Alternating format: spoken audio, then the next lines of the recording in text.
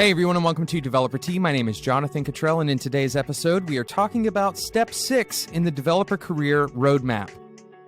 In case you haven't followed along with the Developer Career Roadmap, I will lay out the steps that we've already covered very quickly, and then we're going to jump in and talk about Step 6, which is Go Public. Step 1 was to budget your time, create a budget for your time. Step 2 is to pick your base language. And of course, we have episodes for each of these steps. If you go to spec.fm, you can listen to all of these episodes. In fact, some of them have 2 episodes for an individual step. Step 3 is start the learning cycle. And step 3 is one of those that will go on for the rest of your career. This isn't something that you get done with at any point in your career. Of course, the learning cycle is just that. It is a cycle. Step 4, pursue and obtain an internship or another entry-level position. We've talked about that quite a lot on this show, and in that particular episode, we talk about the importance of that position, the value that will add to your career. Step 5 was cross-train. This was a 2-episode discussion. We talked about cross-training both in your work environment as well as outside of your work environment. The idea of having a hobby and why that is so important to your career, not only your mental health and your identity as a person, but also to your career. And number 6, today we are talking about going public. Now, I want to preface today's episode with a little bit of a pro tip.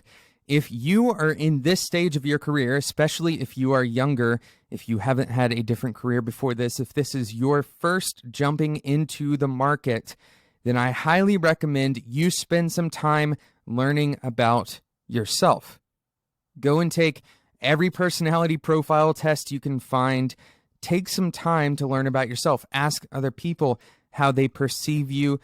Of course, on the show, we've talked about how important it is for you to determine what your values are as a person, not as a developer, but as just a human being that goes beyond just your career and into your purpose, what you believe you are here to do and what you believe in doing. And really, step 6 is all about taking that information, the things that you know about yourself, all of that stuff that you have developed about your identity, about your skill set, about what you believe you should be doing in your career and in your life. It's about taking that and showing it to people in a way that compels them to hire you. Let me say that one more time. Going public is about taking your identity, your skill sets, your values, all of that, and putting it out for the public to see. And when I say public, I mean for people that you want to see it, and also for people you may not even know are looking at it. That is what we're talking about with going public. The average person will hold well over 10 jobs in their life. 10 jobs. Now, if you think that your job right now is the last one that you're going to hold, you are almost certainly not correct. In fact, this one and the next one are almost certainly not going to be your last job. So you should view your entire life as if you are being put on display for being hired. And before you turn off the episode, let me clarify here. We're not talking about always coming across as perfectly professional. We're also not talking about being in a stodgy business suit for the rest of your life. That's not at all what it means to be hireable. Right?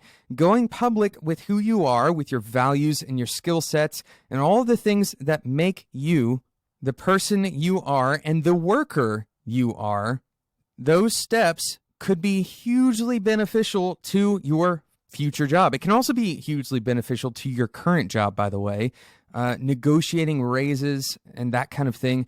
The things you share about yourself to the public create value. A lot of people don't realize this. When you share with other people the things that you've learned and the things that you believe, that exchange of information and that exchange of ideas, that's important to culture. That's important to who you are and to the people that you work for. So understand this is going to add value to your career in many, many ways. And we're not going to be able to list all the ways that it adds value. But really what we want to talk about today is, what does it mean to go public? How do you go public? I want to give you very concrete ideas of what this means, because up until this point in this episode, we're really talking about kind of theoretically what going public means. So I want to give you some actionable advice that you can take and act on starting today. So what does it mean to go public? This may seem obvious. Number one, this may seem obvious, but a lot of resumes that I've seen, and probably a lot of your resumes, ultimately don't have this one thing. You need to go and simply buy a domain. This is a currency in today's information world. Just a web domain, hopefully something similar to your name, and set up your own website. For something like $20 a year, you can have a domain and point it to a GitHub Pages account, where at the very least you can have a static website. Now, this is actually where today's sponsor comes in. Today's sponsor is Linode, and really we're just going to talk about how Linode can actually help with this going public idea. Instead of doing something like GitHub Pages, you can point your domain to your Linode box, right? Linode obviously supports building websites, but it does so much more than that. As a developer, you should have a server somewhere that you can SSH into, that you can store things on, that you can create demos on, and that you can ultimately build things with. Of course, with Linode, in just a few minutes, you are up on Linux, which means that pretty much any language that you're learning right now will probably run on a Linode server. On top of that, another great reason to have a Linode server is so you can simply learn how servers work. If you have to go through the process of learning how to SSH into a server, or learning how to set up a Git repository on your remote Linode server, coming into an interview with that little bit of sysadmin experience, that's going to be incredibly valuable to your future employer. Now, what Linode does is it makes all of the things that should be easy.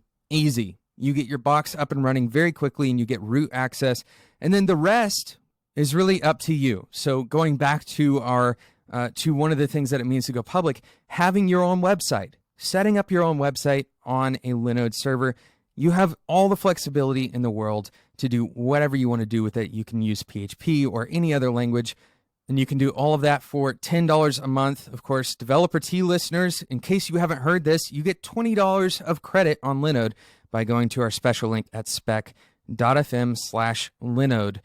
So what should this website look like? What should your personal domain, what should be at that website? Well, this isn't about becoming a blogger or starting an online business and stopping your development process. That's not what we're talking about. This is about the fact that your future employer will do research on you, and the tools to find out about you are just getting better and better. And the better picture they have of who you are and what you do, the better off you will be.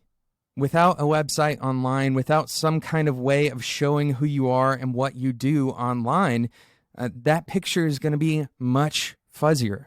In fact, there may not be a picture at all of who you are, and then you're going to get lost in the pile of resumes. So this is why I recommend that you have a domain, but that doesn't mean that your website has to be what everyone else's website is. And it also doesn't mean that you have to start a blog and start pouring a bunch of energy into that. Effectively, your website needs to be relatively aesthetically pleasing. Find a designer or someone online to review your site for you. You don't have to go and hire someone. If you want to invest in it, it's certainly not a bad idea to hire someone to design your site for you. But if you have a little bit of design experience, I recommend that you exercise that design experience, express yourself through the design of your website, and get some feedback from people who have more experience than you do. Talk to the folks in the Spec Slack community, spec.fm/Slack, and ask them for feedback. It's better to have a few good things than one great thing or a lot of bad things. All right, let me say that again. On your portfolio as a developer, it's going to be better to have a few good things than to have a single great thing or a lot of bad things. This is about balance. We can and have talked about portfolio-related discussions many times, but once again, the idea is to place yourself in the boss's shoes, and as a rule of thumb, As a boss, I want to see a handful of good examples of work that you can do, as well as explicit descriptions of what you did on those examples. Don't put things in your portfolio that are not representative of your skill set. And don't put just one or two things in your portfolio, as this makes it look like you have little to no experience. Remember, in our previous steps, we discussed doing side projects in the learning process. These side projects can go into your portfolio if you have nothing else to put in it, but only choose the cream of the crop to show. Now again, if you only have one thing in your portfolio, even if it's very good, then that's going to be a little bit less valuable than having a few things in your portfolio. Yes, absolutely, put the great things that you have done in the past into your portfolio, but also include the things that are good enough to show your skills. Most employers are not looking for perfection in portfolios. They're looking for potential, right? Perfection is not what you should be shooting for in your portfolio.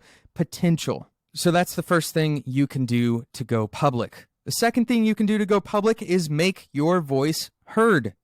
It's not enough to simply put your face and your name up online. Your portfolio, while it's a good step towards going public, having an active voice in the public sphere, that means mostly online, having an active voice is much more valuable than simply having some content up that you created in the past. This may be through a blog on your website or on Twitter or another social outlet. It could be by recording talks at a local meetup. Or maybe you decide to shoot a screencast series to throw up on YouTube. Or maybe, like me, you decide to create a podcast. Whatever it is, sharing your voice and your opinion by publishing it in some way online will greatly increase your chances of getting hired, simply because it increases your perceived authority to your potential employers. This shouldn't consume all of your energy. Rather, this should be a reflection of your interests, your learning, and your opinions.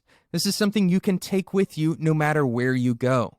Having conversations about the work that you do with other people who do similar work, that is incredibly valuable. So make your voice heard. That's number 2.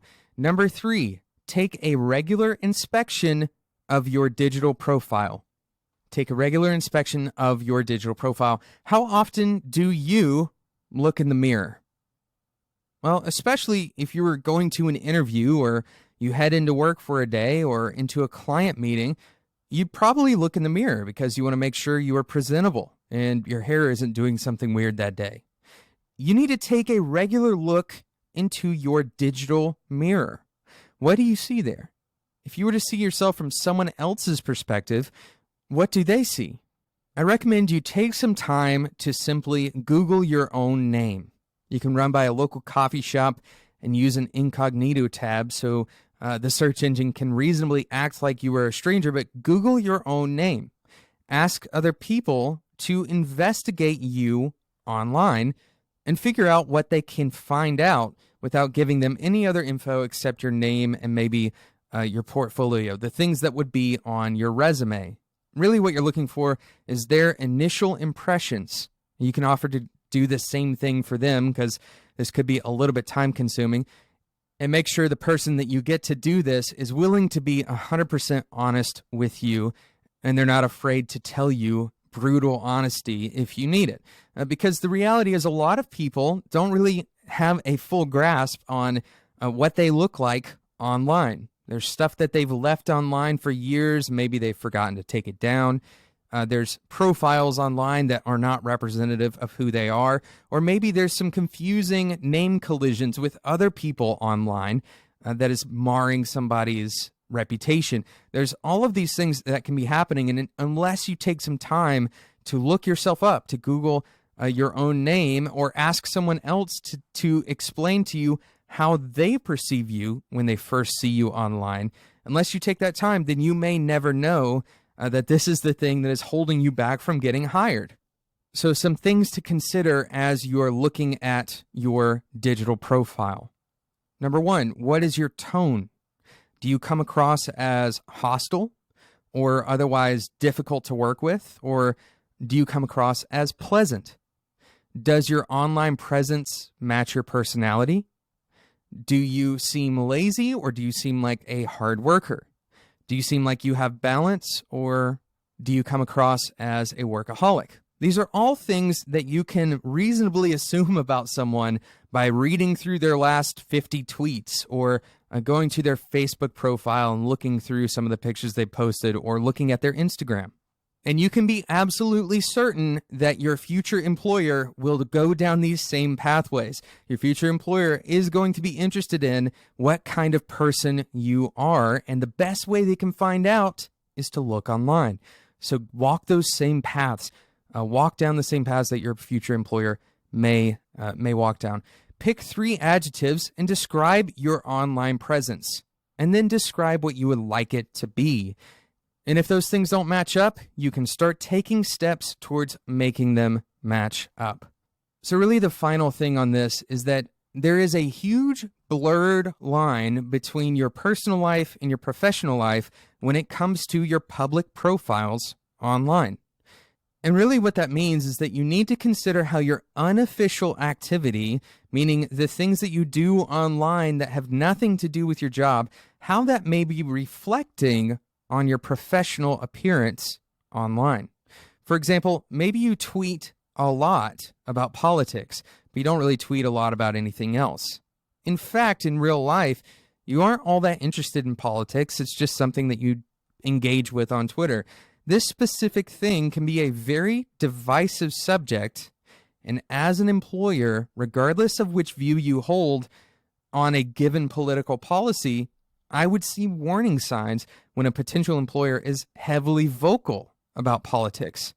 This isn't to say that you shouldn't voice your opinion, or certainly that you shouldn't be interested in politics, but rather to say that your voice and your tone and the volume of things that you choose to talk about online, that these are all going to have an impact on how you are perceived by your future employer online. So take a regular inspection of your digital profile. Once again, number 1, go and get a domain. And this can be well before you are actually hired. Go and get a domain where you can put some of your information and some of your work on for people to view. Number 2, make your voice heard. Start discussion online. Number 3, take a regular inspection of your digital profile. We've talked a lot about these different subjects on Developer T in the past. Go and search some of those at spec.fm. You'll find a lot of information. We've discussed, for example, branding with John Sonmez. Quite a few episodes that are relevant to today's discussion, but ultimately going public is about sharing your values, sharing the work that you do, and sharing your personality online. This is going to help your employability immensely. Thank you so much for listening to today's episode of Developer T and for engaging with the Developer Career Roadmap. We will continue with the Developer Career Roadmap in the upcoming episodes of Developer T. Thank you so much again to Linode for sponsoring Developer T. If you want $20 of credit for your personal website, or really anything else you want to do with a Linode server, you can go to spec.fm/Linode. If you don't want to miss out on future episodes of Developer T, make sure you subscribe in whatever podcasting app you use. Thanks again for listening, and until next time, enjoy your tea.